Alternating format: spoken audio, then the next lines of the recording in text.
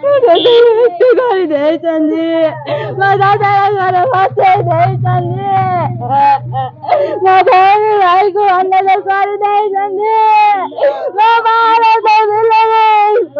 गंजाम जिले में हत्याकांड संघबद्ध आक्रमण घटना दुष्कर्म परी घटना एवं थमिबार ना नेउनी। आज गंजाम जिलार पुणी एक चांचल्यकर घटना सामना को आसी। बेगुनियापड़ा थाना बी नुआपल्ली रे संघबद्ध हत्या करा जायछि जणे युवक को घटनास्थल में पुलिस एवं साइंटिफिक टीम पक्षर छानबीन जारी रही।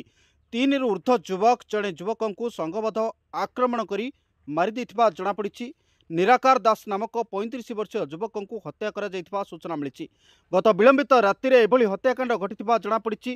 घटना पर बेगुनियापड़ा पुलिस शव को जबत करी पोस्टमार्टम पई पठाइथिबा बेले सेपटे परिवार लोके बेगुनियापड़ा थाना रे एतला मध्य दैछंती। पुलिस घटना रे 4 युवकों को अटक रखी पचरा उचरा एवं तदंत आरंभ करिछि।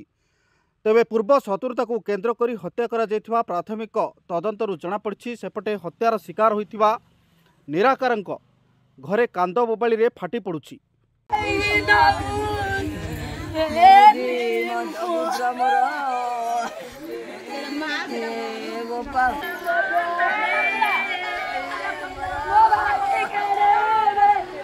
लक्ष्य दास गाँ बीनपल्ली दादा हे केमती कोन घटना घटला जानी संध्या जड़े आसी फोन कला कि तुम साइर मरी पचे कहला किए पचे कहला जाते देखू कहला कहला मत भय लगुच जीनी कहला मो सान भाई जड़े कहला मो निरादा जाइले रोहित आ जय जाइला बसिकी मो भाई मैंने गलु मो दादा को मारिक